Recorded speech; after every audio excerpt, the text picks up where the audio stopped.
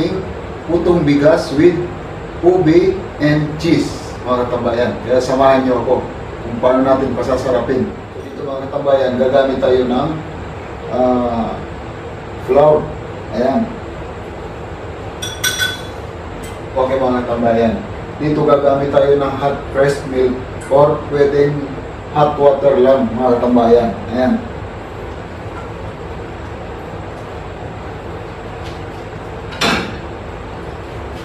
Ayan. Gawin natin, tutunawin lang natin dito yung ating harina. Ayan.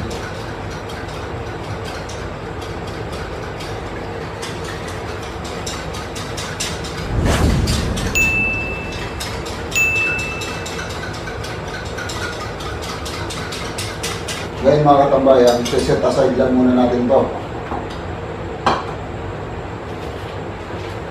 Ngayon mga katambayan, pagsasama-samahin natin lahat ng dry ingredients. Ayan. Mayroon tayo ritong rice flour. Ayan. At siyempre, kailangan natin dito ng white sugar. Ayan. At gagamit tayo rito ng corn flour or gaw-gaw. Ayan. Ayan mga katambayan. At siyempre, gagamit tayo rito ng salt. Ayan, maglalagay tayo ng salt para mas malinamnam yung lasa ng ating putong bigas. Ayan. At baking powder. At meron din tayo rito yeast. Ayan, mga katambayan. At siyempre, para maglasang ube, kailangan natin dito ng ube powder. Ayan. Ayan, mga katambayan.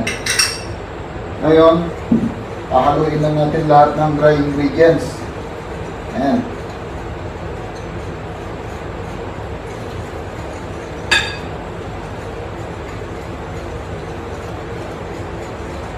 Para naman doon sa sukat ng ating ingredients, pakicheck nyo lang po sa baba ng video, doon sa description. Ilalagay ko po doon lahat ng ingredients na nilagay natin, mga katambayan. Kaya mga katambayan, kung bago ka pa lang dito sa channel na to, huwag nyo kalimutan mag-like. At siyempre, mag-subscribe ka na rin. At pakiclick na rin yung maliit na bell para lagi kang updated sa mga video na isinishare ko, mga katambayan.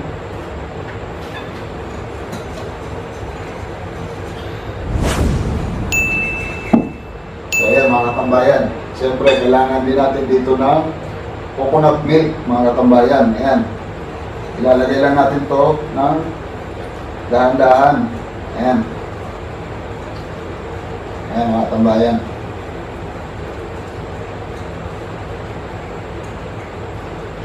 Ayan. Ayan, mimix lang natin to.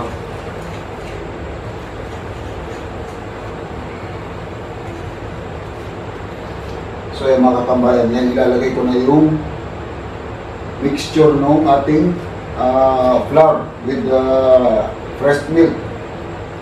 Ayan.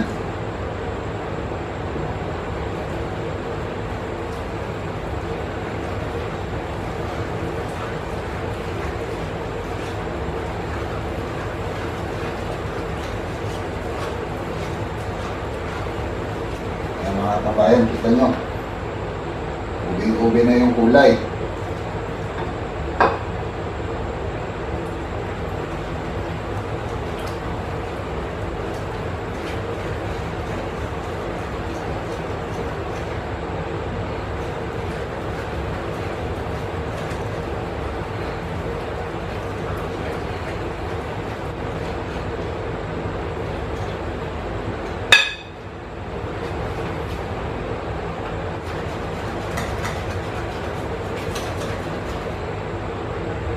So ayan mga katambayan, ready na yung ating mixture ng ating rice puto with ube.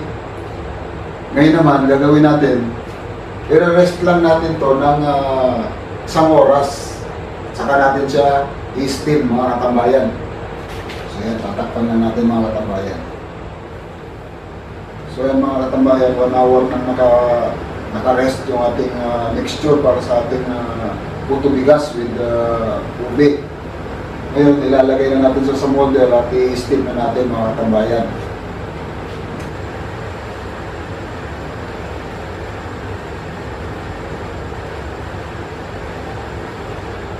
mga tambayan, huwag lang natin pupunuin. Kasi naalsa pa yan. Ayan, kailangan mga 3/4 lang.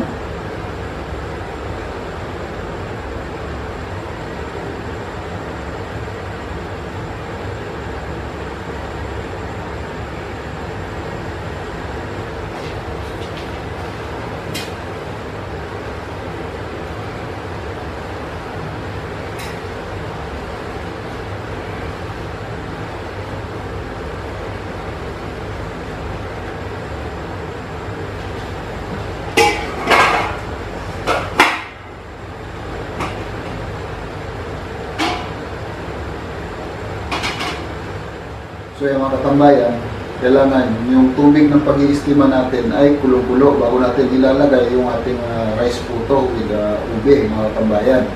Ayan. At gagamit ako rito ng towel. Tatakpan ko to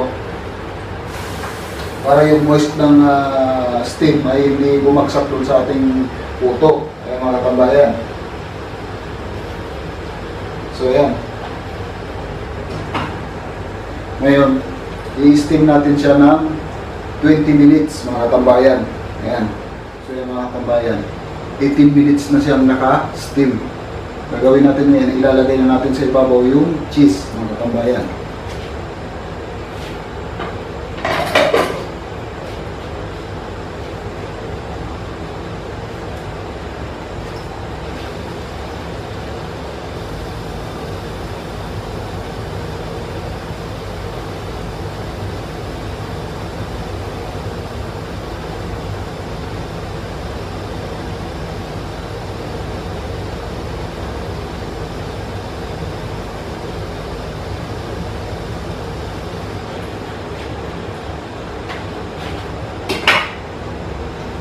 So yung mga katambayan, i-steam natin siya ng another 2 minutes para mag-melt yung ating cheese, mga katambayan. So yung mga katambayan, ready na yung ating puto bigas with ube, mga katambayan. Kaya i-check na natin ngayon.